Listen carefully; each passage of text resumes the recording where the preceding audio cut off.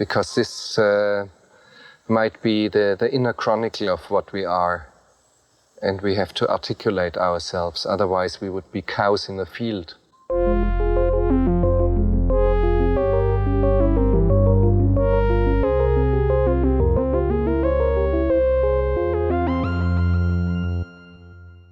Welcome to Cows in the Field. This is a show where we discuss philosophical themes in popular films. My name is Justin. I'm Laura. And today we're talking about a movie about guilt and shame and love and lust by a person whose status in our culture today is, well, problematic to say the least. It's Match Point.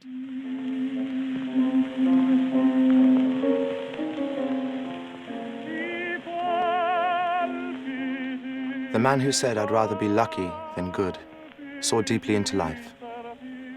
People are afraid to face how great a part of life is dependent on luck. It's scary to think so much is out of one's control. There are moments in a match when the ball hits the top of the net, and for a split second it can either go forward or fall back. With a little luck, it goes forward, and you win. Or maybe it doesn't, and you lose. And we're joined today by Mary Beth Willard. Mary Beth is an associate professor of philosophy at Weber State University and the author of the book, Why It's Okay to Love the Work of Immoral Artists. Mary Beth, welcome to Cows in the Field. Hi, thanks for having me on. I should also have mentioned in my introduction that we know each other from grad school. And can I just ask you, before we get into the film, it just dawned on me that I wanted to know, and I might as well ask you this on mic, when we knew each other, you were doing like straight, pure metaphysics, and now you have this. You have this book on moral artists, and you have all these articles on aesthetics. Like, what precipitated that shift? I'm actually kind of curious about this. So it was a couple of things. So I did some metaphysics. I did metaphysics of fiction, and I started to have an interest in aesthetics because I came out on the market during the Great Recession, and I thought, I need to develop something that at least catch people's eyes because I'm clearly like moving into the teaching market and I need to be able to say I can teach cool stuff. And then it was interesting and I didn't do anything with it for a bit. I published a little in metaphysics and then I wanted to get out of Utah for a little bit. And my friends were having a conference on the philosophy of street art in New York. And so I thought, I think I have something to say about street art. I don't know too much about it, but like the literature is this big, it doesn't really matter. And I basically got wanderlust, wanted to go to New York City for a conference. And then I met a lot of cool people and the aesthetics community is wonderful. And then I just started thinking about street art more, public art. And this book actually came out of a blog post that I co-wrote with Matt Stroll at the ASA in New Orleans in 2017. So we were running around New Orleans, drinking way too much coffee, eating too many things, and trying to think about, because it was right around when the Me Too movement dropped. And we were trying to think, like, what do we do with Woody Allen and Roman Polanski and all these artists that we really love? And we wrote a blog post, and then we wrote a follow-up. And then I got contacted by the editor of this series and said, do you want to write me a pitch? And I said, sure. That sounds like fun. I don't think book projects normally fall into your lap, so let's go for it. And the book is what came out. That's great. Well, it's a wonderful book, and we are going to talk about it. Before we do, I want to just ask you, so you told us off mic that this is your first, for this podcast, was your first experience watching the film. And I'm curious, just as, bracketing the Woody Allen of it all for a moment, which we will come back to in a second. What did you think of it? I thought it was pretty great, but it didn't go where I initially thought it would, right? So when it initially set up, you meet the main character who's playing tennis and trying to worm his way into upper crust London society. And he's doing so by romancing the daughter of the rich people. And then, of course, there's a love interest played by Scarlett Johansson. So we've got a love triangle. And early on in the film, I was pretty sure it was going to be some sort of con, right? It was going to turn out to be like, oh, he's not really a tennis player, or he's really trying to play everybody against everyone, and he's going to run off with the actress in the end and 4 million pounds in a duffel bag or something like that. And the movie just didn't do that. And I kept waiting for, I'm like, this is going to be some sort of twist. And then I, paying attention to it, where I'm like, this is not where this is going. And then, as you know, it's it kind of does exactly what it says on the package, right? Yeah. And there's this bit. I think my favorite scene in the movie is actually really early on when he's reading Crime and Punishment, right? And it's supposed to set him up as this sort of social climbing guy who's going to, portray himself as an intellectual. But the next scene, he's reading like either the Oxford Handbook or the Cambridge Companion, and that is a wink to the audience. Like, if you really want to know what's going on in this film, you need to know not just this book, but you need to know the secondary literature, like what's been said about this, because that's what Alan's doing, is he's playing with it. So I thought that was great, because I don't know, I like sly nods to things. But yeah, my initial reaction was that this is going to be a movie about a con. And then there was not a con. There was just a love triangle and a messy murder and a guy getting away with it, right? I mean, yeah, and I should mention, obviously there are going to be spoilers and we're going to talk freely, but you're totally right. I mean, if what you know about Woody Allen is this he makes funny, kind of slight movies that have sometimes meditations on death and love and life. I think that's exactly what you're going to think this movie is going to turn out to be. You're going to think it's probably going to end up being slighter than I think it ends up being. And I think that's a totally fair assumption going into the film. I'm curious, did you like where it ended up? It was unsettling. Uh-huh. And it was satisfying because it was unsettling. Like, I like that it kind of wormed its way into my brain for a couple of days, and that I had to keep coming back to thinking about what I liked about it, or whether I liked it, and what I appreciated about it. But it wasn't satisfying in the way that I felt like I was rooting for the main character, or that I was pleased that he got away with it. It was just more like, you pulled it off. Yeah. It's like you pulled off exactly the story you told us you were going to do with the Cambridge Companion thing.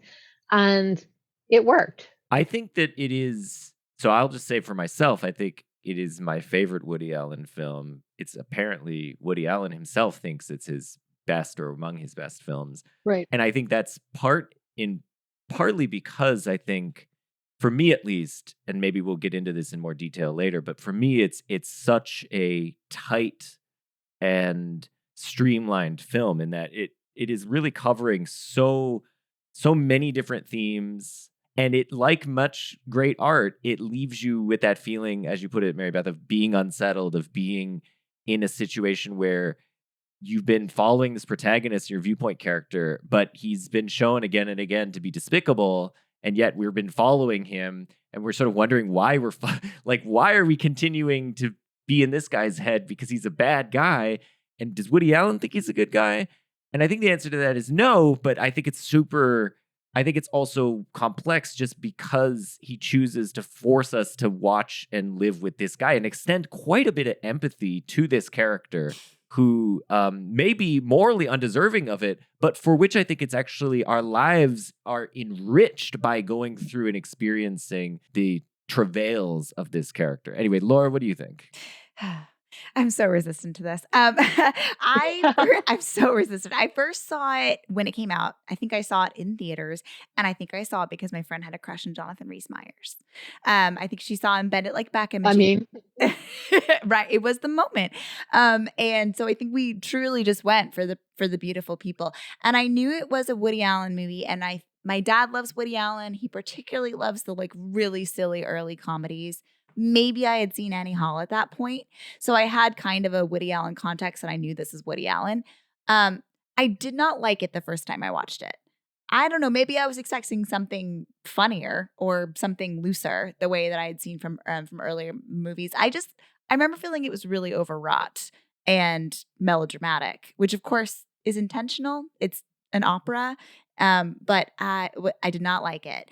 And the second time round, I think was the second time with me, but like a long time ago. I think it's just the second time was the time we watched it. I think okay, so. Yeah. So this time round, watching it again in 2023, I don't know that I totally let it in. I feel like if I were very, very honest with myself, I'd say this movie is good, but I don't want to. Let me ask you guys. I just can feel my hackles coming up. I'm just like, I don't want you, Woody Allen, to make me feel empathetic towards this despicable, slimy man. Okay, but to anticipate our question coming up about like what we should do about the art from people like Woody Allen, suppose you, I mean, it's hard to do this, obviously, but if you can, suppose you watch the film and you don't know it's Woody Allen. Mm-hmm. Does it change anything? Does it then change it? I mean, I think my first gut reaction of it being overwrought is how I feel about it. Okay. It's just not my style. But I can't. My second viewing for sure was definitely overlayered with with my thinking about Woody Allen.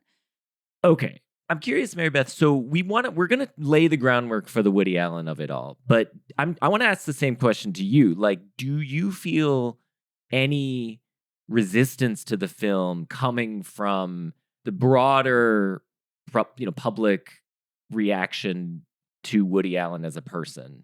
Like, does that affect your viewing of the film at all? On a meta level, if that makes sense, because I was watching it, waiting for the moment where the Woody Allenness of the film would bother me, if that makes sense. I see.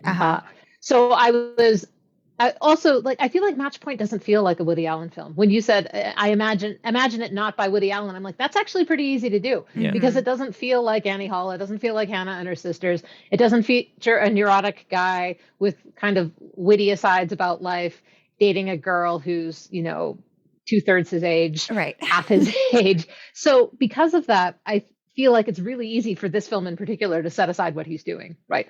Also, the crime at the center of the film isn't anything near like what he's been accused of. So there doesn't seem to be like an attempt to explain anything that he did wrong, like through the film, which sometimes you get that with artists where you feel like the work is trying to sanctify what they've done or something like that. This just feels like a film about some rich people in London and a tennis player who finds himself in a love triangle and a bunch of nods to Crime and Punishment. Yeah. Given the title of my book, I feel like that was not a surprise. Right? Yeah, no, it's good. It's good. Fairly easy to separate the two. Yeah, and we're gonna get into the book, but before we do, because when we actually, I should just say, but when we were talking about a movie, we were trying to figure out, okay, what bad filmmaker, quote unquote bad in some immoral sense, should we pick? And there are lots of candidates. But one of the reasons I wanted to settle on Woody Allen was because, and in this film in particular, is because I think there is an interesting connection between Woody Allen and the subject matter of the film, namely when it comes to guilt and the feeling of trying to empathize with the character who is, in this case, guilty and, dealing with the aftermath of that. That said, I think the Woody Allen case is complicated. It's not as cut and dry as the Polanski case or as other, Michael Jackson, other examples that Bill Cosby that come up in your book. So, Laura, can you give us like a brief summary of like why people are icked out by Woody Allen? Okay. This might not be as brief as it should be, so we can shorten it if we need. Laura wants to be thorough. No, she doesn't want to misrepresent. I just want to be accurate in many ways. Exactly. I just want to be accurate.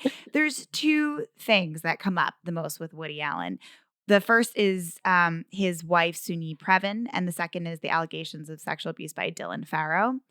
So Soon-Yi, who is Woody Allen's wife, she's the adopted daughter of Mia Farrow and musician Andre Previn. A year after she was adopted by Mia and Andre, Mia broke up with Andre and began a relationship with Woody Allen. And Allen adopted two of Mia's adopted children, Dylan Farrow and Moses, but he did not adopt Soon-Yi. And Soon-Yi has said that Allen was never any kind of father figure in her life, and they didn't really have a lot of dealings with one another while she was growing up. She said her first notable interaction with Woody Allen was when she was in the 11th grade. She got hurt in a soccer game and he offered to drive her to school. And after that, they started attending Knicks basketball games together. It wasn't until 1992 when Soon-Yi was 22 that an affair between Woody Allen and Soon-Yi became public after Mia Farrow had discovered it. Mia Farrow and Woody Allen disagree on the timeline as to when this relationship with him and Soon-Yi started. And, whether Soon-Yi was 21 or a little bit younger. But Soon-Yi Previn and Woody Allen married in 1997 when she was 26 and he was 61. They've continued to be married. They adopted 2 children of their own, and they've kind of stayed out of the limelight for the most part, except for there was like some scandalous thing where they were photographed socializing with Jeffrey Epstein in 2013. But they seem to have like, a nice relationship. And Soon-Yi has been very clear in sort of how that relationship formed with her as an adult, and that he was never a father figure in her life. But right at that same moment in August of 1992, when the affair with Soon-Yi became public, another allegation came out, and in that it was by his adopted daughter, Dylan Farrow, who was 7 years old at the time, who alleged that Woody Allen had sexually abused her. And Woody Allen has denied these allegations then and now. At the time, Dylan went through a number of interviews, trials, and examinations, for basically a period of years. The Connecticut State Attorney's Office investigated. Dylan and Mia Farrow were interviewed extensively by the Child Sexual Abuse Clinic of the Yale New Haven Hospital. The New York Department of Social Services was involved. And they were not able to find any conclusive evidence, although that is extraordinarily hard to do. And the civil and criminal lawsuits dragged on for years. It kind of quieted it down for a while, and then in 2013, Dylan Farrow made her first public comment as an adult in an interview in Vanity Fair, in which she retold her story of abuse. And shortly after, it was announced that Woody Allen would be receiving that year's Golden Globe Cecil B. DeMille Award. In response to the Golden Globe announcement, Dylan then wrote an open letter to the New York Times in 2014, and to which Allen wrote his own response in a Times op-ed. Dylan's brother, Ronan Farrow, has noted that his sister's open letter was less than 1,000 words and published on Nick Kristof's blog, while Allen's op-ed was twice as long and actually printed in the print edition. And he has often noted that Woody Allen has brought his considerable PR force and celebrity connections to bear in response to these allegations. In December 2017, following the Harvey Weinstein scandal, Dylan wrote another op-ed in the Los Angeles Times this time, titled "Why Has the #MeToo Revolution Spared Woody Allen?" And after Dylan's 2014 open letter and her subsequent article in 2017, the tides have begun to shift a little bit against Woody Allen. Actors have began releasing statements in support of or in criticism of Allen, and many have addressed their own regret in working with Allen or pledged not to work with him in the future. He's worked with so many actors over the years, it seems that each of them has been publicly questioned about whether or not about their relationship with Woody Allen and whether they regret working with him and what they plan to do going forward. As for the actors in this movie, Scarlett Johansson in 2019 has said, "I love Woody, I believe him, and I would work with him anytime. I see Woody whenever I can, and I have lots of conversations with him about it. I have been very direct with him, and he has been direct with me. He maintains his innocence, and I believe him." But in wrapping up this summary, I want to actually finish with Dylan's words, though, and not Scarlett's. This is what she wrote in her open letter that was published on Nick Kristof's blog. She wrote that he got away with what he did to me haunted me as I grew up. I was stricken with guilt in that I had allowed him to be near other little girls. I was terrified of being touched by men. I developed an eating disorder. I began cutting myself. That torment was made worse by Hollywood. All but a precious few, my heroes, turned a blind eye. Most people found it easier to accept the ambiguity to say, who can say what had happened, and to pretend that nothing was wrong. Actors praised him at award shows. Networks put him on TV. Critics put him in magazines. And each time I saw my abuser's face on a poster, on a t-shirt, or on television, I could only hide my panic until I found a place to be alone and fall apart. Woody Allen is a living testament to the way our society fails the survivors of sexual assault and abuse. Okay. So it is complicated. It's complex. And Mary Beth, I'm wondering, in light of all of this, as someone who's thought a lot about these issues, how would you recommend someone who's just a casual fan think about their relationship to Woody Allen's films in light of this? This is the question everybody has, right? One reason I wrote the book was that I kept getting this question from people. People were like, "Oh, you're a philosopher, you write about art." And everything was in the headlines. It's like, "So what do you think about Michael Jackson? What do you think about Bill Cosby? What do you think about Woody Allen?" And what I would say for the casual fan, though, I think, is that you're not going to fix the institution with whatever you do with the artwork, right? So one theme that sort of emerged and surprised me a little, actually, as I was writing the book, is that I think a lot of our impulse to do something by like boycotting or throwing out our old DVDs or whatever is almost like a psychological substitute for the fact that we can't get what we want, right? Which is that if he did assault his daughter, we want him to go to jail, right? Mhm. We wanted him to go to jail like right after it happened. And trading the rest of his film catalog would have been a completely fair trade. But we can't do that. So it's sort of like saying, like, I can't fix labor practices around the world, so I'll buy fair trade, and at least that'll sort of push things in the right direction. It's like, well, I can't fix it, but if I stop watching Hannah and her sisters as a family tradition, that will somehow do something, right? So I think a lot of this is expressive, and I don't think that's bad, but I think there's an alternative, and the alternative is to kind of do what we're doing now, right? Which is that you watch the movie, but you don't say like, oh, we're not going to talk about that. You say, no, look, we got to center it. Mhm. What do we make of the movie, knowing what we do about Woody Allen? Does it influence how we interpret it? Which I think is completely reasonable. Does it influence, how we ought to think of his whole career? Should we give him a lifetime achievement award? Right? I think that question is more important there. So now for this film, though, the interesting thing is, really, he's invisible in the film, I think, as a filmmaker. And that's not the case with a lot of his work. So I think if we were talking about Hannah and her sisters, for example, or Manhattan, right, where it's the kind of classic Woody Allen May December relationship, all of the stuff about Sun Yi, even if you accept, I think, as most people do, that it's really, really weird, but it wasn't assault. It Mhm. wasn't taking advantage of somebody who thought of him as a father. He never adopted her. This is just like a bad family dynamic that nobody should ever do, but it's not criminal. Mhm. But it also looks like he's trying to justify it in all of his films, right? I think it was Claire Dater in The New Yorker has this wonderful line of like, he's got moral clarity about everything except like whether it's okay for him to sleep with 17-year-olds. And and that never gets interrogated, right? And that's like his big blind spot. But Match Point doesn't feature any of those. There's not an obvious Alan stand-in. It doesn't seem to be Reese Meyer's character at all. And there's clearly nothing in there, I think, although Justin, I got the sense you wanted to argue a little bit differently, that's about justifying like any of his crimes, because he doesn't try to justify them, he denies them, right? Yeah. So he's not in real life saying like something horrible like about how he was justified in some way with what happened to Dylan. He's just denying that it ever happened. So I feel like it's worth talking about it, but I think with Match Point, I'm not sure there's a great case for his personal life intruding, and that's usually the lens through which I look at it. Like, is the artist trying to justify their crimes in some way by the artwork that they're making? And I think you can get that in some cases, but I don't see it here. Can I ask, just to follow up on that, and we'll talk a little, I'll say why I think that Match Point might have some of that.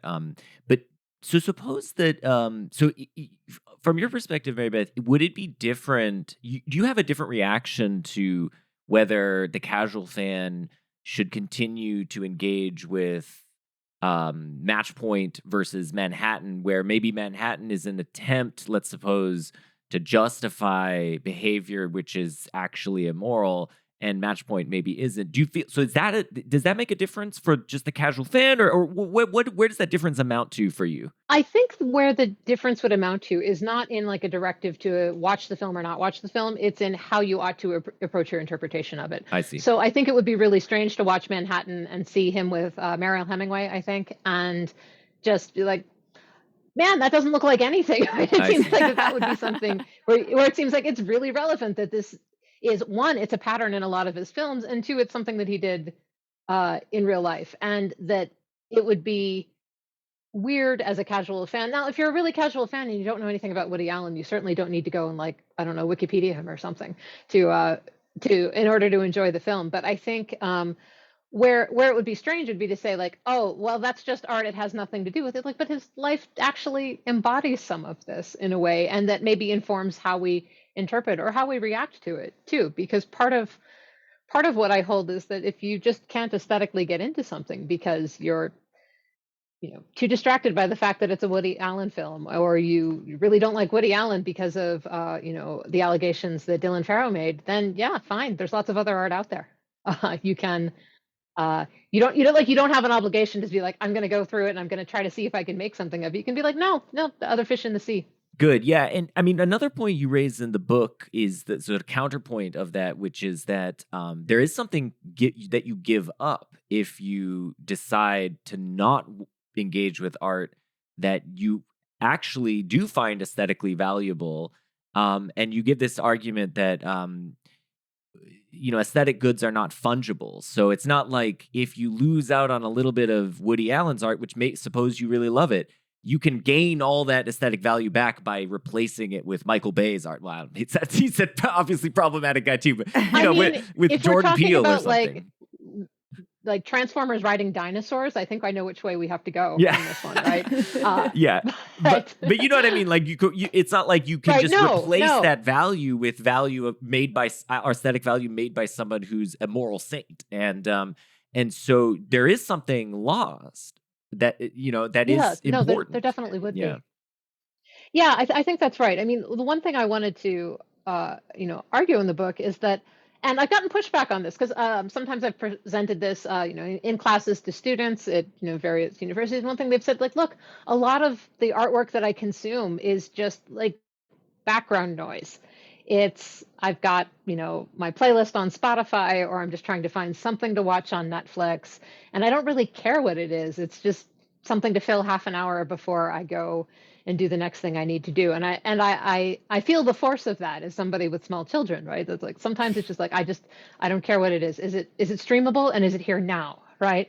Those are my aesthetic criteria. And I think in those cases you might be able to say, like, yeah, if I want to restrict my casual watching to somebody who I also think is a decent person, I think that's fine. I think the question really, and it's always fine, right, to follow your aesthetic interests. But I think where it's interesting is when the work does really mean something to you. Mm-hmm. And there, I think it's better to engage, and I think it's maybe better to engage with like-minded people who are also interested in the same moral questions. I've had some really fascinating conversations with undergraduates when I've talked about the book, who are really curious about what they ought to do about Harry Potter. So different context than Woody Allen, obviously, but J.K. Rowling is making a bit of a name for herself as somebody against trans rights. And for the average undergraduate I've run into, that really doesn't sit well with them. And they love Harry Potter. Harry Potter is their childhood, and they're trying to figure out what to do. It's like, can we go see the new Fantastic Beasts movie? But I want to support my friends who are trans. And like, what ought we to do with it? And I said, well, one thing you can do is talk about this, right? You can talk about the books. Maybe you thought she was really progressive for Hermione's elf thing, but now you think that actually she didn't really have, the best social conscience to begin with. Maybe you go to the premiere and you wear a pride flag to show, to express your support. There's lots of ways to deal with it, but so boycotting is only one of them. But that's something I think that it's really come up. People care about this. What does the art that they consume say about them and the rest of their ethical preferences? Right, and I think it's important just to underscore that point that it's not just. I think sometimes people think of the boycott as like a way of punishing the artist, but as you've pointed out in the book, what minuscule amount of punishment you're not streaming it's pretty much insignificant. But there's this other thing, which is like somehow by consuming the art, if you do so sort of uncritically or sort of not being, I don't know, sensitive to the fact that the artist has done these things, you run the risk of expressing sentiments which are contrary to your own. Namely, like if you're just like this, oh, I love Harry Potter, you run the risk of also expressing your love of anti-trans rhetoric or whatever. And so no, I think that's the main case, right? Yeah. So I take it up a little bit in the book, but I've developed it elsewhere in some stuff that I've written, where I think really most of what we're concerned about is the expressive nature of what happens when you announce that you're listening to somebody, right? If you say that you love R. Kelly, right, or you put on Facebook, because we're old, right? We still use Facebook. We put on Facebook that we love Woody Allen. What does that convey? Well, there's a lot that's being implied there, right? And one is maybe I don't believe Dylan. And that would be a really probably something you don't want to, I mean, maybe you do, but then I think you're a jerk, right? for just putting it out there like that. So I think, and this is often in context too, right? Where clearly talking about a movie. We're talking about Woody Allen. We're trying to engage with this.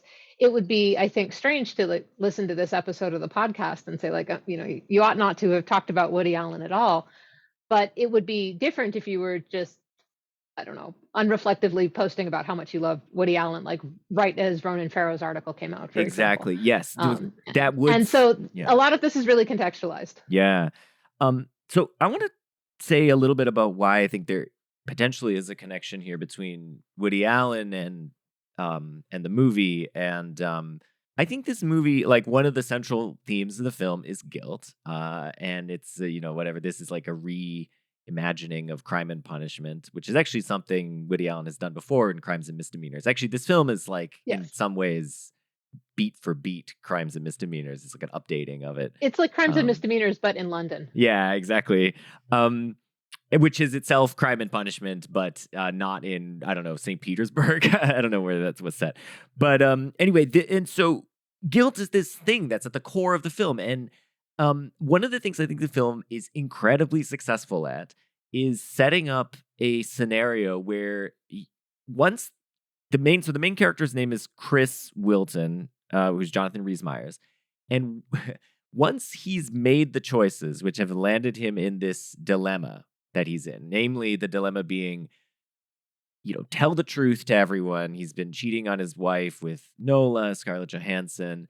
And if he were to do that, he would potentially, probably get divorced. He would be socially shamed. He probably would lose his position in the company. And he professes to his friend that he's come to enjoy the luxuries that this life has afforded him. Luxuries that his friend asks him, says, "Oh, couldn't you get another job?" To which the answer is yes, but not this level of, of wealth. And he has a personal driver and he goes up to the country estate. He also has like a financial backstop. He's the father-in-law is constantly telling him, "Oh, if you have any financial troubles, don't worry. Like, we'll take care of everything." And they're clearly immensely rich. And so he's in this sort of dilemma. Yes, he could also break up with Nola, just come clean and then just break up with her. But she is revealed to be now having his child, and she wants to carry the pregnancy to term. And so, he's in this difficult situation. Also, I should just note, just to really show how I think Woody Allen very nicely tightens the screws here on the character. I was rewatching a scene earlier today, and you might think that this is all Nola versus Chloe, who's Jonathan Rhys-Meyers' wife in the movie, Emily Mortimer.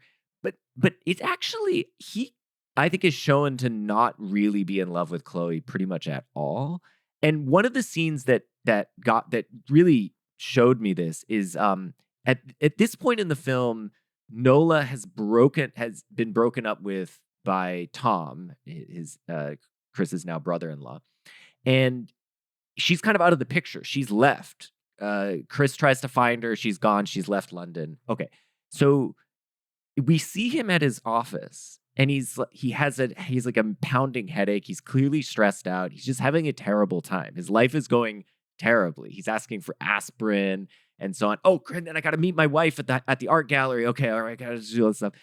And he gets to the art gallery, and so all that time, Nola's out of the picture. It's not like he's, I hate my wife. I love Nola so much. It's just she's gone. It's not a question of wife versus Nola. And that's when he finds that Nola's actually back in London. So it's after he's shown to be having this terrible time. And so I think, again, it really shows that forget Nola, he's in an unhappy relationship with his wife. And so it's not just a choice of like this woman or that woman. I think it's a choice ultimately between the passion that he has with this other woman or a passionless but ultimately practical relationship. Hello. What a surprise. Yeah. I moved back into town. I didn't know you'd left town. Yeah, I was really upset about everything that happened, so I just went back to America to look for a job. I thought you hated that place. Any place but here. I looked for you. For what? You're still so angry. And so he's in this tough situation. He does a very horrible thing. Yes, he kills someone. But then what I think is so interesting is Woody Allen extends him an immense amount of empathy, both in characterizing this situation, but also in his what happens to him after. So the feeling of guilt that is evoked for this character, and the feeling like you might get caught and how this would all go, I feel it so intensely in this film. I'm also a person who has a lot of guilt dreams, and this movie evokes those guilt dreams intensely. He has a guilt dream. He has a guilt dream, but the scene that I love, which I feel like nails it, is he's been brought in for questioning by the police, and he's just lying. Oh, I knew her, but I saw her like months and months ago, blah, blah, blah. And then they're like, did you know that Nola had a diary? And that moment is like, that's the bomb that drops, where like they are revealing, we know you just straight lied to us for the last 5 minutes. And that's the kind of thing that would happen to me in a guilt dream. Is I say some lie and then I'm found out immediately after saying the lie. It's brutal. Have you ever seen this? No. What is it? Are you aware that Nola Rice kept a diary?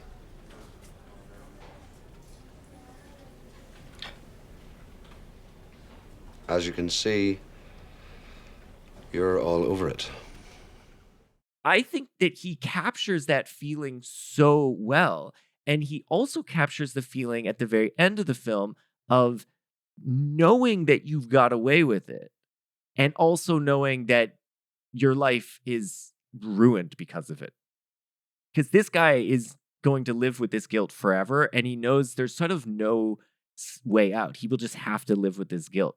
And that's brutal. I mean, I think that is a really... he can never really confess this to anyone. It's something he will have to a burden he will have to shoulder himself. And I just think, so to bring this back to Woody Allen, suppose Woody Allen really did do this thing. He's shouldering, hopefully, some amount of guilt about it.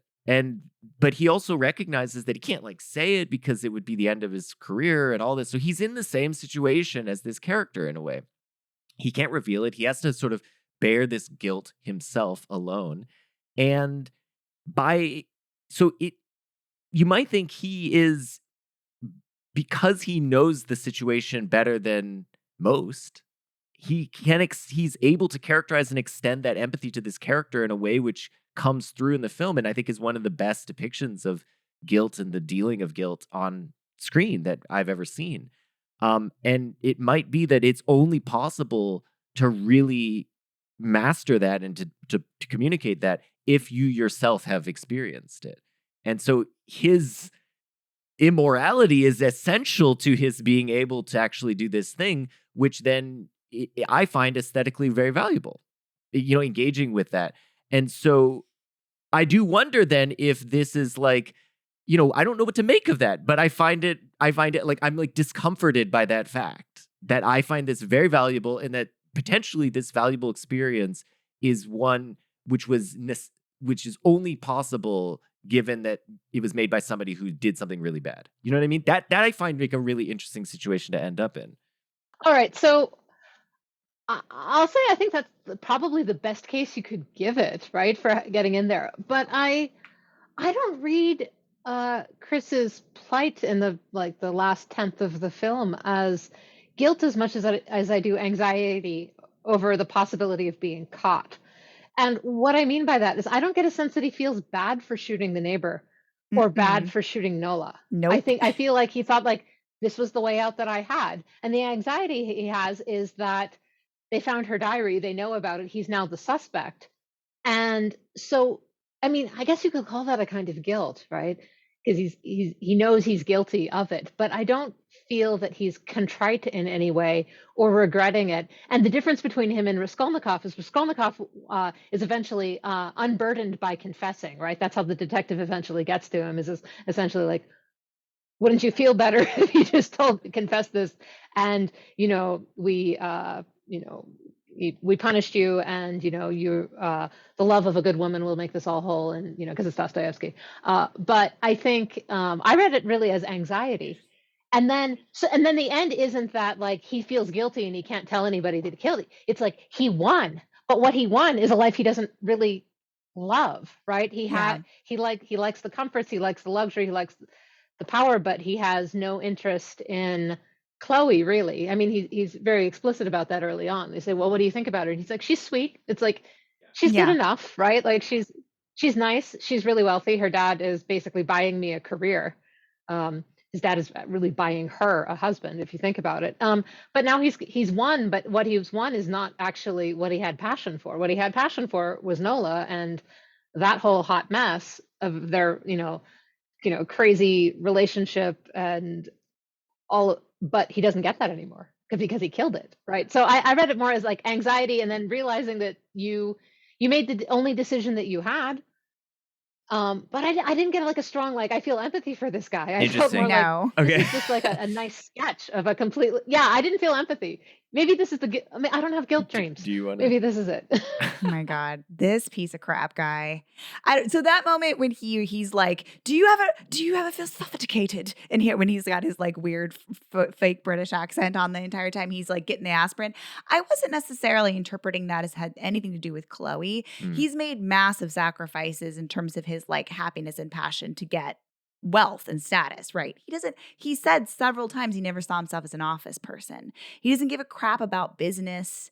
He's like, he was resistant to getting the job, to getting help to get them job to move from being a tennis instructor. He didn't really like being a tennis teacher either, but he certainly never wanted to be in an office. And now he's sort of like stuck in this demanding job that affords him the ability to go to the countryside, affords him the ability to have a driver, but like how he spends 99% of his life is something that he doesn't care about, and is kind of a drag. And the thing I think about Nola is that I don't think he like loves Nola either. And when he says he says to his friend, like, I could never see myself having a life with her. One, he means because they would be poor and he doesn't want to do that. But two, I think it's because he doesn't really see her as a person either. The man just needed to like take up a freaking hobby. Like, if you're bored, go skydiving. I mean, he had one, but it was Nola. but that one hurts other people. Yeah. Take up skydiving, you Or dummy. tennis. You can't impregnate skydiving, you big dummy. I don't know. I've got no sympathy for this guy at all. Well, and I think like when you're thinking about that scene, so the kitchen scene, the scene in which he sees Nola and the dream, a dream in which he sees Nola and the neighbor. I think you hone in on one part of that, one thing that he says, and I hone in on the other. So, what's the line that you pulled out of that? Well, the line that I pulled out, and this is just to go back to what Mary Beth said, and then I also have thoughts on what you're saying, which is I agree that most of it is an anxiety, and I think the guilt comes kind of after he is sort of thinks he's free. And but here's the line that makes it at least somewhat plausible that it's guilt, is he says it would be so. Back up one step. He has expressed throughout the film a kind of like nihilism. He's said things like, "There's no meaning in the universe is just some random luck. It's all just luck," and he's kind of this like resigned nihilist. But then he says in that scene, "It would be fitting if I were apprehended and punished. At least there would be some small sign of justice. Some small measure of hope for the possibility of meaning." So I think for him, not being caught, it's again a dilemma. Not being caught would confirm it's just nihilism. And that's not a situation. I mean, nobody really wants to just live this nihilistic life. We want to think that our lives have some meaning and purpose and value. But for him, the only confirmation of that would be actually being caught. And so he's again in this catch-22. And I think that's the guilt. It's like he will then is shown to like, now he will forever have to live with this feeling that there is no purpose to the universe. Like he, and this was just confirmed to him in the most dramatic fashion. Yeah. Do you think he cares at all about whether or not there's purpose to the universe? Because I think he's just spouting off Reader's Digest philosophy right there. I don't know. Because then what he says is the neighbor says, "Well, what about me? Don't you feel bad that I died?" Yeah. And he said, "The innocent are sometimes slain to make way for grander schemes. You are collateral damage." What grander scheme? You keep your driver? It's nuts. There's like nothing. Well, that's a straight up, that's a Dostoevsky pull, right? I'm sure it is. But like, Right. I don't get for a single second he feels bad. I think he's relieved to kill Nola and he doesn't feel bad. But and like he doesn't care The about that flip lady side of that either. is that that's his attempt to rationalize away the guilt. And Yes. whether he's successful in that or not, maybe we disagree. I think he's not. I think that's I think the last shot of the film, which is a close-up of him set apart from the rest of the family, kind of looking pensive off into the distance. There's obviously many reads of that. My read of that is that he's fucked. Like he's cosmically fucked in the sense that it doesn't matter what he does, he will never feel like his life or anything that he does has any meaning or value. And it's not, and it's because he sort of succeeded in this horrible plan that he put in place to like resolve his dilemma. One thing I might interject, though, is, and it's one thing I really admire about the movie, actually, watching it, is that it's very elegant and I'd almost say deft with how fast it is at sketching the characters, right? There isn't a lot of setup. We don't know really much about Chris's backstory other than a couple sketches. Parents were religious, grew up poor, tennis was his way out. But there's no big story where he's trying to find meaning in his life through money or anything. It's more just, it's like it's all done in chalk. It's very, very quick. So I think you can read a lot into maybe what he's doing this. But what strikes with me is that it's almost like he decided that this is what gives a life meaning, being rich, right? Or this is what at least I ought to try it, because he's not actually bad at the job that he has. He's taking it seriously. He doesn't want an office job, but he never really saw himself as a tennis instructor the rest of his life. He's motivated by the luxuries and the physical comforts and the driver and the office and all of that, but he's actually doing his job. He's on time, he's working hard, he's staying late, he's giving himself, stress headaches over the whole thing. And it's interesting because we don't have a sense that the character really just wanted to be long or really just had it against upper crust society or was going to pull off a con like I initially thought. It's just that there's no meaning. And when there's no meaning, he's just kind of going through the motions. And the one thing that did seem to, meaning's the wrong word for Nola, but like at least awaken him to life, right? And the passion that they had is the one thing that doesn't survive the film, right? And now he's got the perfect life. He's got the happy wife with the baby. He's got the family that pretty much adores him. He's got the job that has growth potential. He's probably got stock options, and none of it matters. He's always going to be a part. But it's not because he's an outsider or because he's Irish or because he's a tennis instructor. It's just because he's not the person who's looking for meaning in what he has. Yeah, I mean, I kind of read the Nola versus Chloe and the family thing a little bit as like these are sort of two paths people often take to find meaning, but are typically thwarted in that regard. So they say love is meaning, or like passion is meaning, and now it turns out passion fades. So that meaning's got to sustain itself.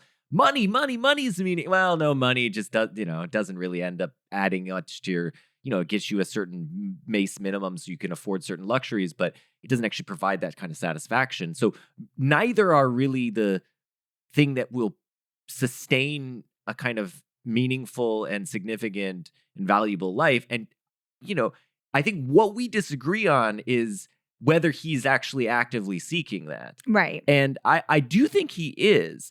I think we just meet him in this moment where he's cynical about it. And I think that cynicism ends up being confirmed, but I don't think he's happy that it's confirmed. I think in some weird way, he does not want it to be confirmed. And so he ends up being, in a weird way, it's a Christian film in the sense that he ends up being condemned by his sin.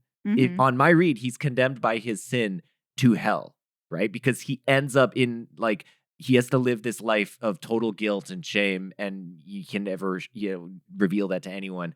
And that is basically hell for him.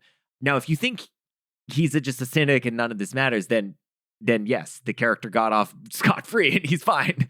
And maybe that is a read. I mean, either way, what I think is interesting is that Woody Allen, he lets the audience, he doesn't moralize it, whatever it is, he just says, well, these are the facts. And now you take from it what you will.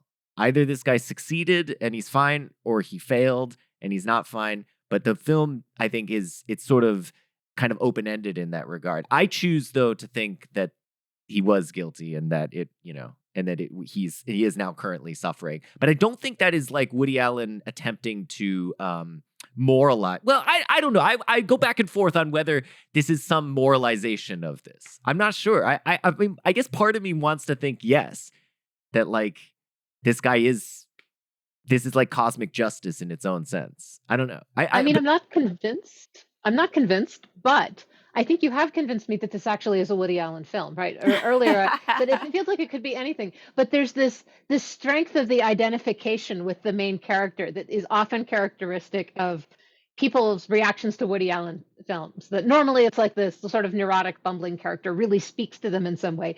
But here, and I'm teasing a little bit, but I feel like you're really wanting to make this character work. Yes, and he is. But you're making it work in the way that like Woody Allen fans make Woody Allen's characters typically work. So it is a Woody Allen film. It's just it's a stealth one that's getting you to do a lot of the work about interpreting guilt. And I think that's actually one reason that it's so strong, is that because everything's just so sketched quickly, you're left with thinking like, what do I make of this, right? And you've got a reading where he feels guilty and can never confess it. I've got a reading where the problem is that he was right. There was no meaning. And the one way he would have had out would have been to sort of, I don't know, like take the Good Will Hunting option. I got to go see about a girl and, give his life meaning through giving up the money and, finding himself or something like that. But he doesn't do that. So what he's got is exactly what he aimed for, which he knew didn't have any meaning. Yeah. Yeah. If you think of Woody Allen as a person who is experiencing the kind of crises that the character of Chris gives voice to, namely crisis of meaning, which is a classic theme that comes up in a lot of Woody Allen films, then you could think of the film reflexively as his attempt through this film to think, what would meaning look like? And then it's pro or con. If you think cosmic justice, conscience will haunt you to your death, that is where, that's the source of why be moral. And Woody Allen is like an attempt to illustrate that point. That might be, in some sense, it's like a plea for there is meaning. It lies in our individual consciences. But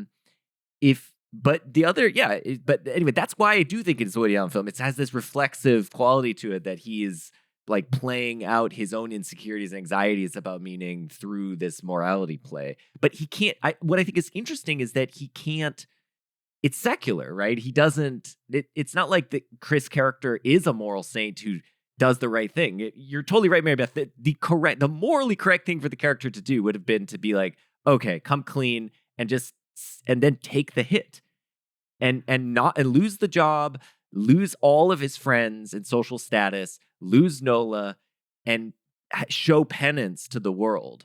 And I think the fact that he doesn't do that is, I think, so much more interesting, obviously. If the character did that, this film would be like 80% worse. It would suck. It's just not that interesting to me if he just did the right thing. So it's, that's what do you if think he's really doing the right thing, the thing doesn't get off the ground, right? Because you'd be like, oh, hi, you're Nola. You're my future brother-in-law's fiance. You're off limits, right? And even though you look gorgeous in that white dress, I'm just going to stop with the tennis double entendres, and I'm just going to, but it would have been a very different movie. You could probably make a good movie out of it because I'm sure there's been good movies of crime and punishment, right? But I think it wouldn't be the one that this one's about, right? Which is what happens if the nihilists are actually correct? Like Oliver Skolnikov's intelligentsia buddies at the beginning of Crime and Punishment. What if they're all right and there isn't any meaning and there's just this sort of nihilistic abyss? Well, then it would be kind of stupid to go and confess in the crossroads and get sent off to Siberia or whatever happens at the end of the novel. You would just have to say like, well, I guess I've got to just enjoy my luxuries then and try not to think about it too much. Right. Yeah. And so this also, one of the other themes of the film that comes up at the very beginning, and I'm going to give a different spin on it than the film does, but I think it's there, is this idea of the relationship between being lucky versus being good. So this is the first quote. He says, "The man who said I'd rather be lucky than good saw deeply into life." And he's constantly talking about luck, and luck plays a massive role in the film. Various plot points.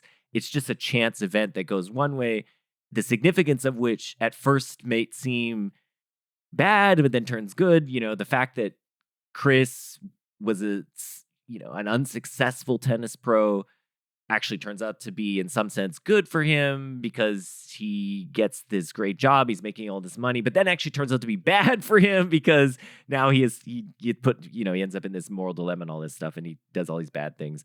But I think what's interesting about this is it's not just like, hey, stuff happens, it's totally interesting. Isn't it interesting that like there's randomness in the world? But I actually think it is drilling at this point of, which is a central metaethical question, which is the question of why be moral. And I think that's really the thing that the character is sort of struggling with, which is, if it's all just luck and we're just floating around on specks of dust in an abyss, morality, you might just think, well, it's just like it's a code that we created, or maybe there's some evolutionary advantage to doing this, but there's not really any reason to be moral besides, appearing moral to your friends or family. So, and I think that's the situation that Chris qua nihilist finds himself in. But I kind of think he's like looking for more of a reason. He wants to know maybe there is a reason to be moral, and you can kind of feel the pull of this question when you're facing a moral dilemma, much like the one Chris ends up in. Not really moral dilemma, but at least when you're faced with a choice between doing the right thing, which in that case requires immense personal sacrifice. And when you're facing that choice, I think it's natural to ask why. Like, why should I do this? In Kirst's case, he's asking the question, why should I confess and give up everything I've done in my life at great personal sacrifice to myself? And if you say, well, because it would help this and that person, he's still going to say, well, why does that matter to me? That's causing me harm. I'm losing my personal chauffeur or whatever he's got, So anyway, I think that's and that's a really difficult philosophical question. And I think in the end, if that is a question Woody Allen is asking, his answer to the question is this thing about guilt and conscience. That's what I think, at least, which, is an old answer. It's fine. But I think, that I think is one of the questions that the film is getting at. And I think it's a deep one, and I think it's really puzzling. And I think it's really cool that the film is actually exploring that kind of philosophical question. This is a very self-involved response. Like, why not do bad things? Well, because then you don't want to have to deal with the guilt personally. Like, there's no concern about how the impact on others. Well, what other answer would satisfy you? Because it's the kind of thing that if somebody said, well, because God told you, right? You might think, well, why do I care about what God said? Well, because God will punish you. Okay, well, then maybe it's the same kind of thing about guilt. And if you say, well, the answer is because other people would feel bad or something, it's still within your rights to say, well, why do I care if other people feel bad? I mean, you see, like, you can push this line of questioning, and it's hard to find a satisfying answer. For me, at least, it was interesting to see that in the film and see that sort of, and that, again, I think this is something Woody Allen's always been kind of questioning and dealing with. He's always concerned about the threat of nihilism, and that, he's he's not an existential, but he's gripped by the types of concerns that gripped existentialists. Yeah, I still don't think it's about guilt exactly, just because I don't feel like the character feels guilty. I think it's more, I definitely agree, though, that it's about nihilism and about the fact that if you got everything you wanted as a nihilist, right? And you weren't moved. It was the universe failed to give you a reason not to kill your girlfriend, right? So you're just not moved in that way. What are you missing? And the thing that he's missing is that the life that he winds up with is like he wins, but he can't value it.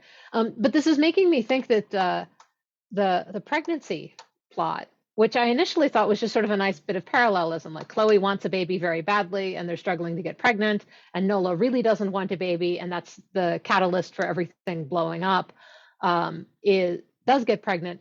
But I think that I guess mechanically within the film, the pregnancy closes down a bunch of options, right? There's not the option of just breaking up with Nola, putting it in the past and moving along. There's not the option of confessing to Chloe and having her forgive him, right? Because Chloe seems to know that he's cheating and is sort of willing to look the other way for the sake of her luxurious and happy existence. But I don't think she could overlook another baby that wasn't hers.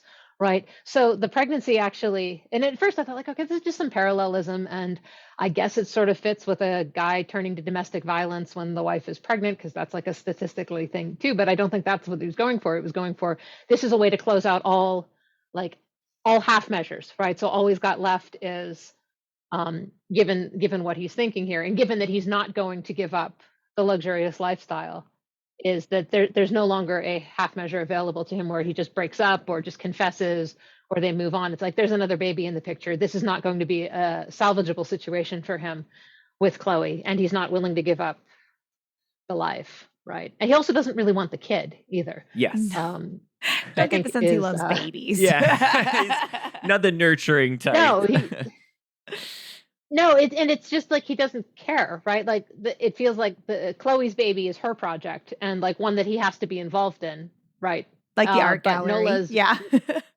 Yeah, it's like she's got an art gallery, she wants a baby, next year she wants a vacation. They're all kind of in the same category of things for him, I think. And Nola's is just straight up crisis. There's no notion of like, I really love this woman and it wouldn't be great if we had, a life and a baby and a family together. It's just more like the baby is just taking a bunch of options off the table.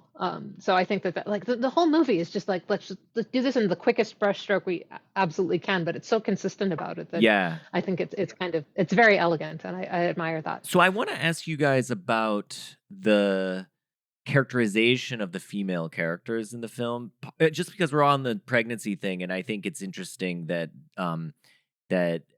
it's only after Nola gets pregnant that she has that power, as you pointed out, Mary Beth, that now she has a bargaining chip to use against Chris.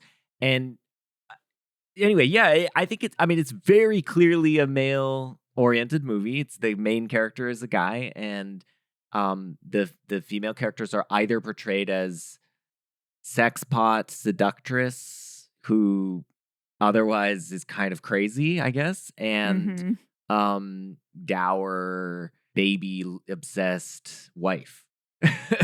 And I'm curious what you guys thought of that. Does that also rub you the wrong way, Laura? Let's just count the ways this film bugs you. No, it actually, I think I struggle more with some of the women characters in other movies that he's had than this one. I don't know, the moment that I thought for some reason like resonated the most with me that was completely aside from the plot was when they're having that conversation. Nola has blown an audition and they go get a drink and they're kind of connecting for the first time one-on-one. Nola and Chris. And she says something about her sister being beautiful, and he says she can't be more beautiful than you. And she says, "What I am is sexy.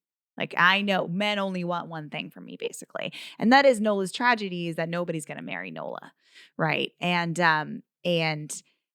there, like, it's a moment where you remember that Scarlett Johansson is the person who is saying those words as Nola, and Scarlett Johansson, who it seems like in this movie is like from the very first shot treated like a sex object. You see her mouth, she walks in the rain with a shirt that's like with a wet shirt, like there's a nice butt shot at some point. Like the camera is like lingering over her curves.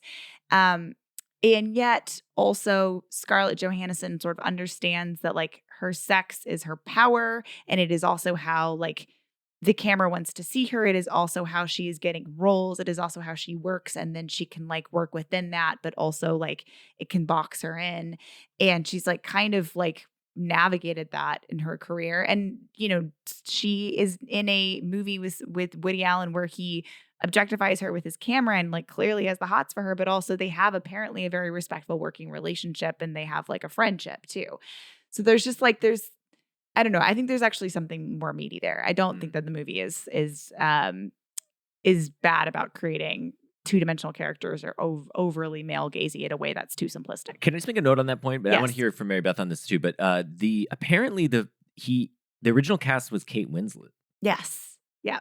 But that's a very different situation then. It is. Yeah, it is. Which I don't quite imagine. I mean, I feel like they must have rewritten certain parts for Scarlett Johansson. They did. Well, they had to rewrite it to make the character American. That's true. For one. And I imagine the amping up the Marilyn Monroe-esqueness of how they present her at first. The white outfit, the focus on the lips, the blonde hair. Yeah. I think, that had to be a rewrite. Kate Winslet is very beautiful, but it gives a different kind of vibe. Yes. And maybe the vibe would have been the actress who's not the sex pot enough to get the role, might have been the way they would have gone with her, because she's pretty in a very different way. And I also believe I think she's older, right? So you've got like a different kind of dynamic with how you would write the character. But yeah, that's a movie that didn't happen. And on the one that did, I think one thing that saves it from just being, there's always creepy male gaze in movies, right? Because how many female characters are introduced by like curves in movies? But I think one thing that softens that a little bit here is that we see that when Chris is looking at her, right? So that it's not the generic male gaze of checking her out. It's him checking her out, right? The other thing that I think works is that because everybody in the film is done so quickly, right?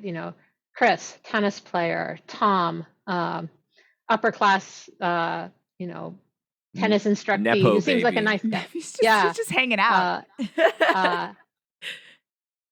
Chloe, very clearly, she's practically a walking stereotype in the first thing. Like she's the rich girl who's going to, have an affair with the tennis instructor. It's like, come on, that's like, you're wearing white at Wimbledon. Like, what else would you be doing, right? And because everybody's drawn that quickly, I feel like the fact that Nola, who's actually reasonably complex, right? Because she wants to be an actress, but she's not apparently all that great at it. Her backup career seems to be hoping that somebody will marry her, but as the family thing, they're sort of resistant to that. And then her complete meltdown when she realizes that he's not actually going to leave Chloe, right? Yeah. She's got a lot of dimensions going on. Chloe is pretty much, my daddy's going to buy me a tennis instructor and turn him into a businessman who's appropriate for the family, and then we're going to have babies, and my dad's also going to buy us an apartment. And she's very sweet, right? He's right about that. Like, she's super sweet, but there's not a whole lot there, right? But there's not a lot there for any of the characters, so it doesn't feel like, it would be really different if Chris had like this richly imagined backstory and Tom did, and then it was just like Chloe's over here, going crazy because she can't get pregnant. Right. It's more that everybody's done very quickly because you're just supposed to get it, because the first 3/4 of the film covers several years, right? And then it's only it's like the time dilates just for it's like Interstellar if it were a romance, right? It's like the last movie just dilates the whole thing with the murder and the investigation and the follow-up and then the wrap-up. But up until that point, it's like we're getting scenes over a number of years. So it didn't feel like it was super creepy male gaze for that reason, and because I think we're meant to imagine most of the shots of Scarlett Johansson as being like what Jonathan Rhys-Meyer's character is noticing. Yeah. What drives him to like make the worst possible choices. Yeah. I'm sure she's not more beautiful than you are. What I am is sexy. Linda's, my sister, is classically beautiful. So you are aware of your effect on men? Yes, I agree with that. And also, you're totally right. We probably know the most about Nola's backstory than anybody's. I can, she's from Boulder, Colorado. She's got a sister who has a name, which I forgot. We know her dad left. Her mom was drinking. Like, we know all that stuff, and we know nothing. All we know about Chris is that his dad lost his legs and found religion, and he was a tennis player. That's all we know about his life in Ireland. I guess so. The reason I thought there was, maybe you would worry that the characters are, there's some asymmetry here, is that the only character for the most part who has any agency is Chris. his act. He acts, and the rest of the characters are constantly sort of reacting to him. Of course, there is a moment where he is then boxed in by Nola. She makes an active choice not to have an abortion, which forces his hand. So that does change. I think that is like a moment where she exercises agency. But I see Chloe as having a lot more agency, though, Hmm. because Chloe is very interested in him.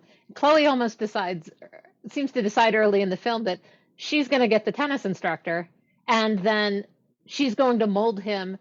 I mean, it's not that kind of movie, right, where it's about like her molding him, but she's pulling all the strings. Daddy's getting you a job.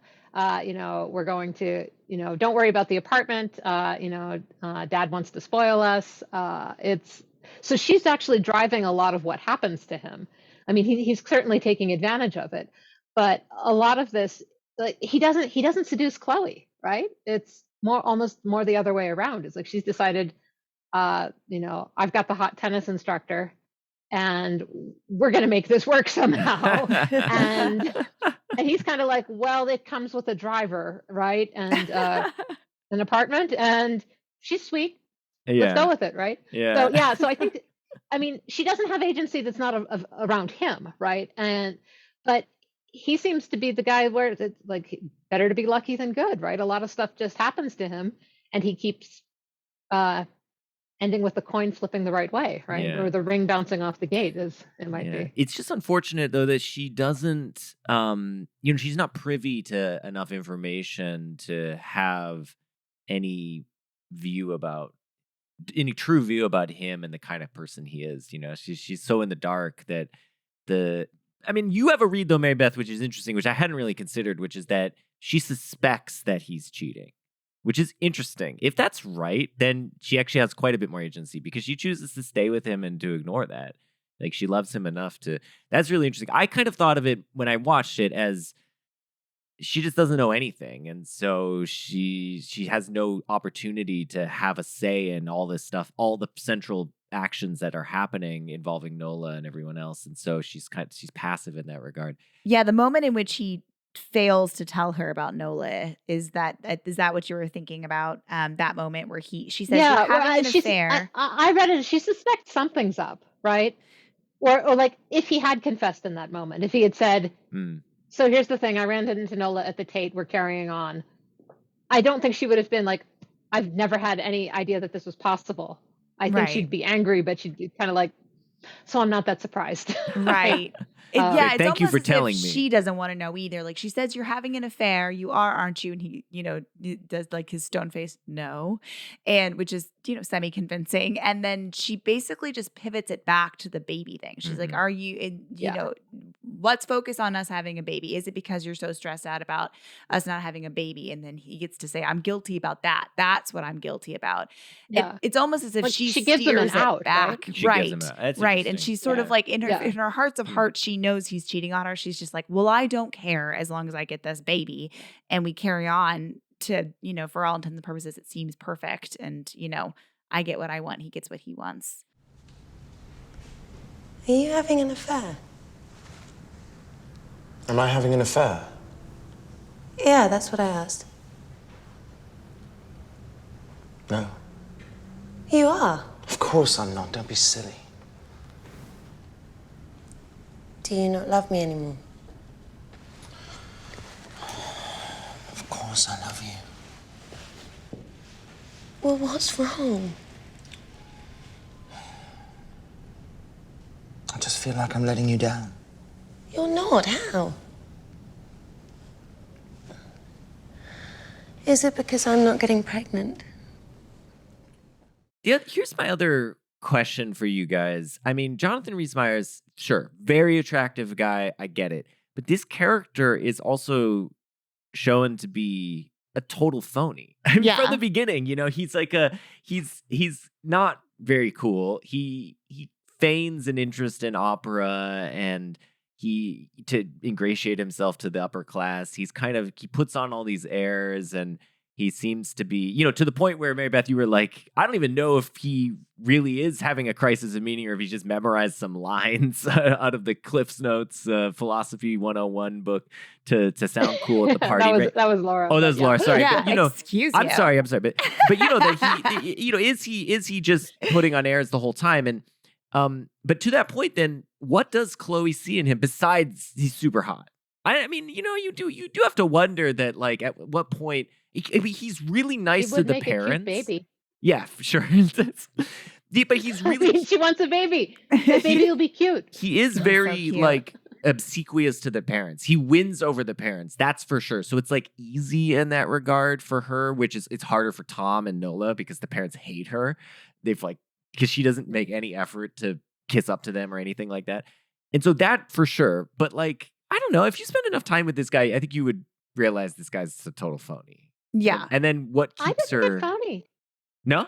I didn't get phony. Huh. No, I got I got it. So again, the con artist narrative that didn't happen, right, would have been one where he was revealed not to have an interest in these things or anything. I think he's just trying to remake himself was how I read all of it. It's like he knows what he wants. He wants a place in the society. And it's kind of like he's got the Cliff's Notes to how you do that, right?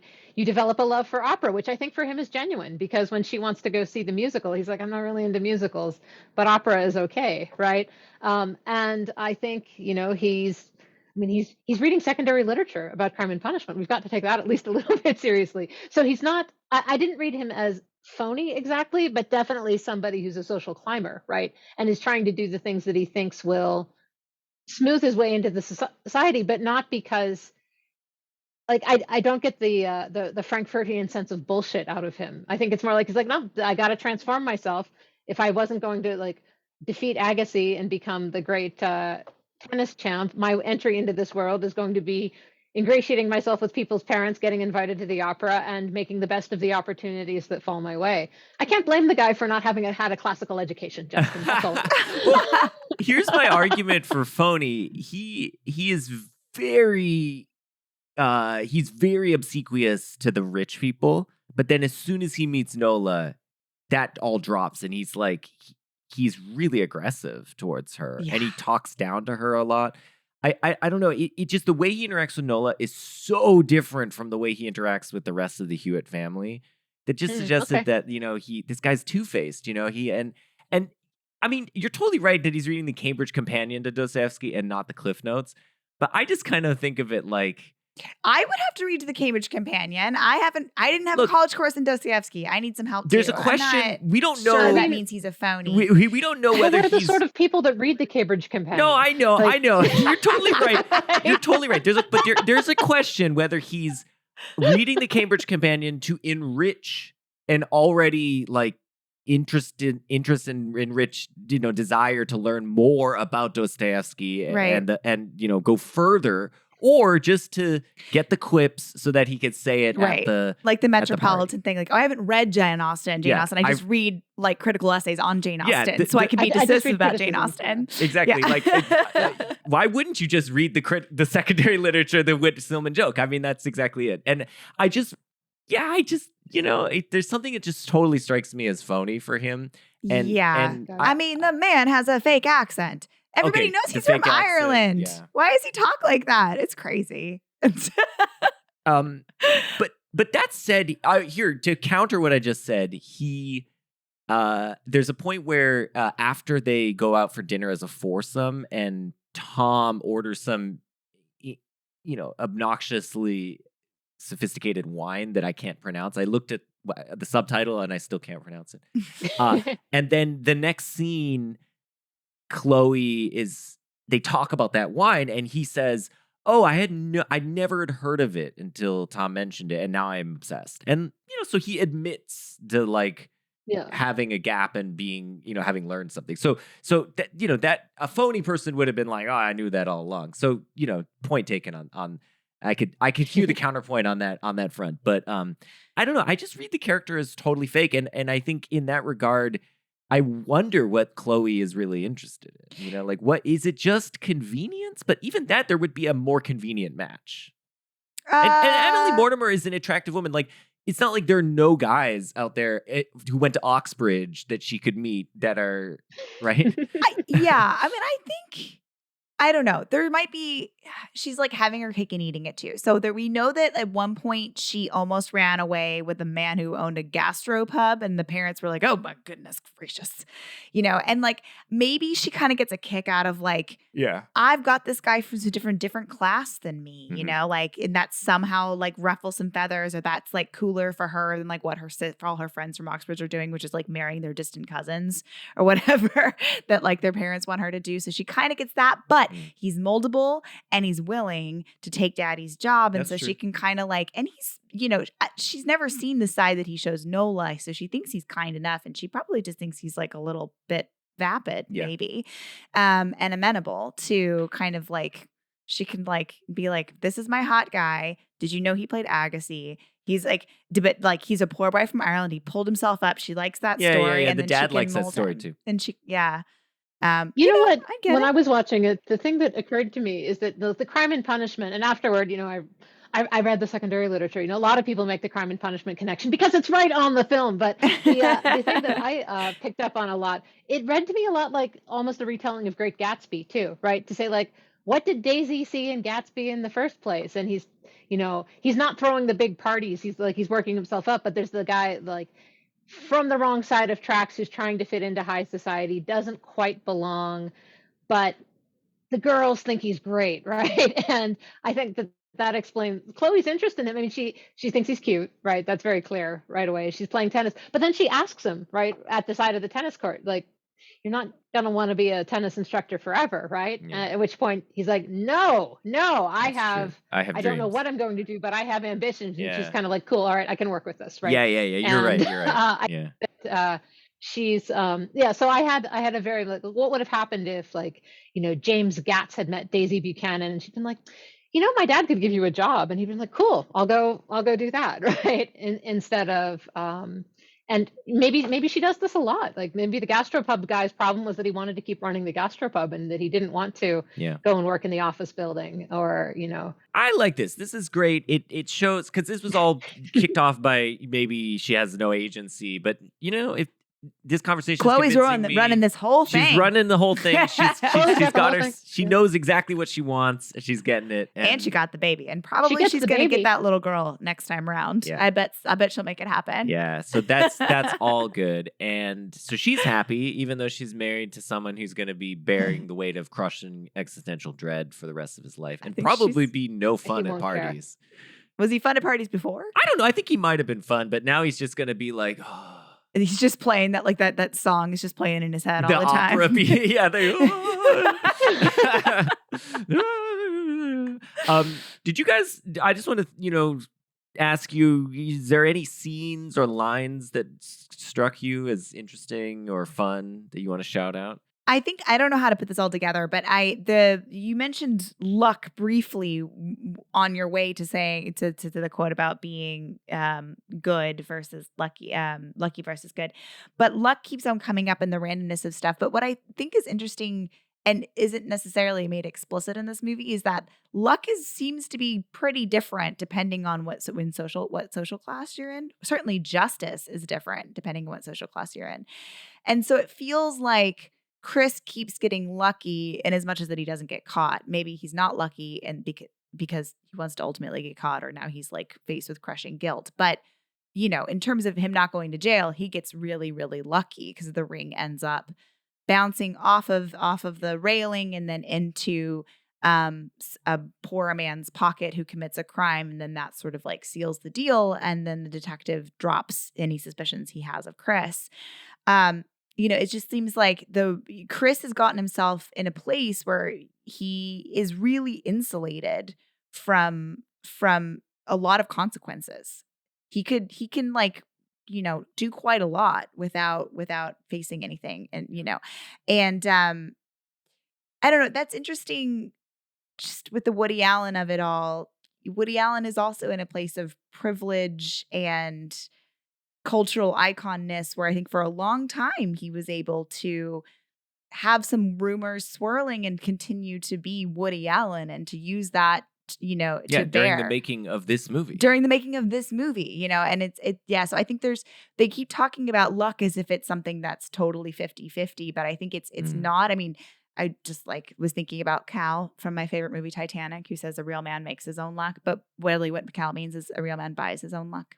That's good. Yeah. And so it makes sense that this guy would want money, because he knows that if he's got money, he's going to have a better shot at getting the good, the goods, so to speak, that he thinks of. And again, that's why I connected luck with, it's not luck in that you end up, what you're getting at the end of the day is doing the right thing or not. No, it's luck where what you get at the end of the day is your practical goals are met.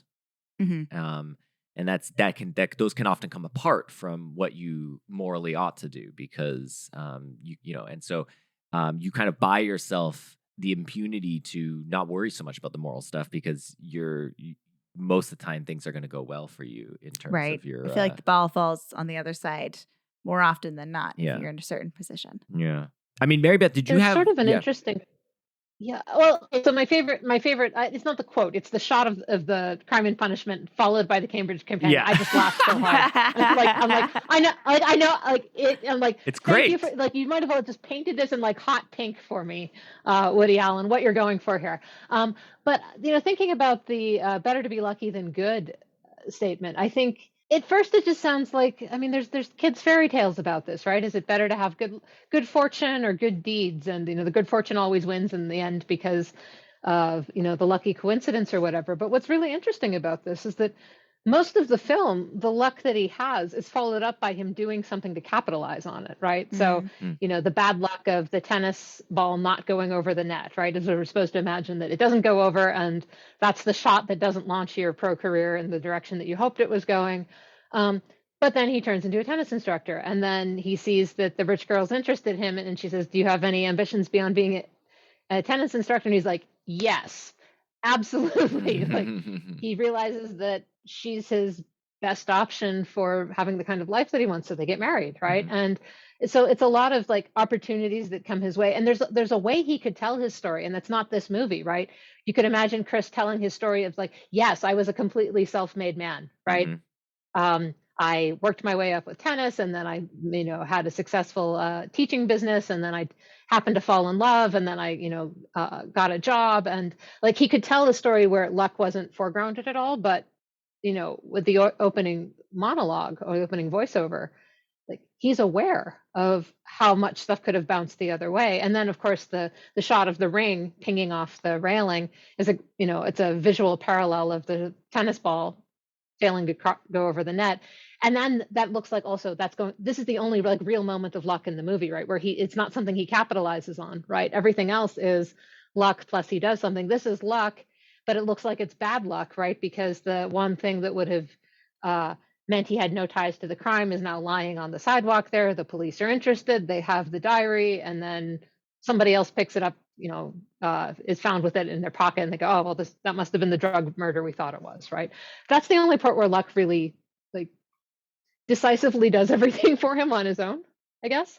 And I think that that's kind of interesting too, because you could erase the opening monologue, right, and tell most of the rest of the story the same, but then but having it and having that last scene makes you aware of how much of the rest of it was just basically the ball always bouncing in his favor. If that makes sense. Yeah. I mean, that's also what's so frustrating about the film from the perspective of somebody who wants him to fail, is that he constantly wins. All right, so we got to the bottom of it. I think none of us felt, I don't know, I don't want to speak for you, Laura, but did any of us feel morally compromised watching this movie?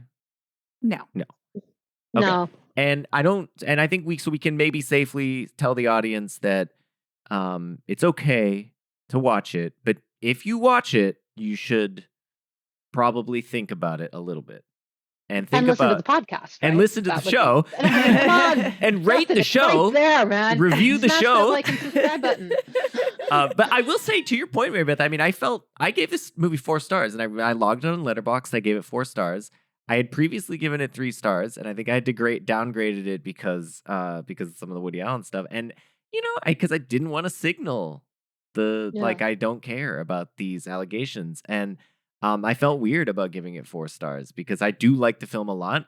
But I also want people to know that I'm, that I don't take lightly the allegations made against Yeah. him and so on. And so, yeah, but I think to your point, just at the top of the show that you said, I think it's important to have the discussion and to accept that it's nuanced and it's complicated. And when we are engaging with the art of people who may or may not or absolutely did really bad things, if we engage with it with a certain humility and an understanding of that is our complex and that and we're open and honest about that, maybe that's a path forward so that we don't have to excise all this art which could really enrich our lives in many ways from it, which would suck. Amen. Amen. No. Yes. And Mary Beth, Good. so the book is Why It's Okay to Enjoy the Work of Immoral Artists, and on the cover it also says The Cosby Show, I know. which is great. It looks like it's like a subtitle, The Cosby Show. Yeah, I did not have a whole lot of control over the cover, and I said, I don't know if I want other words on the cover. Yeah. And they said, but our artist is really proud, and I said, okay. The Cosby Show's on. Well, it's a great book. It really is a good book. I'm going to assign it in my class next semester, and so you can buy it at Routledge, and I think it's one of these trade Routledge books, which is actually like a reasonable price, right? It's not like an $800 I think the paperback book. is like $25, but it's often on sale for $15. Yeah, which is kind so of nice. listeners to the show, check out the book because we barely scratched the surface of this book. We really talked only a little bit about chapter 1, and there's 6 chapters to the book. So I think, right, there's 6 chapters. Yeah, there's 6. So if you want to read more about the nuance and so on, pick it up. And Mary Beth, where else can people read you, or if they want to, follow you on social media, where can they do that? Or your website? Oh, goodness. Oh, yeah. I'm the worst at promoting things. So I have some stuff at Aesthetics for Birds, all one word, .com, which is the group aesthetics blog that Alex King is currently running, and I sometimes write there. I'm also on Twitter as UT Philosopher, which is sort of a joke because there are dinosaurs in Utah and I'm in Utah. And one of my students called me a Philosopher once. Anyhow, you can find me on Twitter. And I'm really not great at Twitter because you'd think that if I'd had a Twitter account since 2008, I would be better at, like, I don't know, having like a horde of followers, but I just mostly make jokes now and then. But yeah, that's mostly where you can find me. And yeah. Thanks for coming, Mary Thank you Beth. so much. It was a This real has been so pleasure much having fun. you. Well, thank you. And we are at CowsPod on Twitter, and you can find us on the web at cowspod.wordpress.com. And you can buy a shirt with 2 cows on it at cowspod.threadless.com.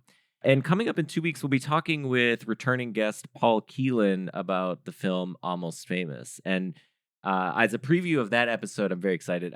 Paul was in a number of bands in his earlier years, and so we're going to be talking about the just being in a touring band and what that's all like, and how Almost Famous kind of captures that vibe or doesn't. So that's coming up in 2 weeks. We'll see you then.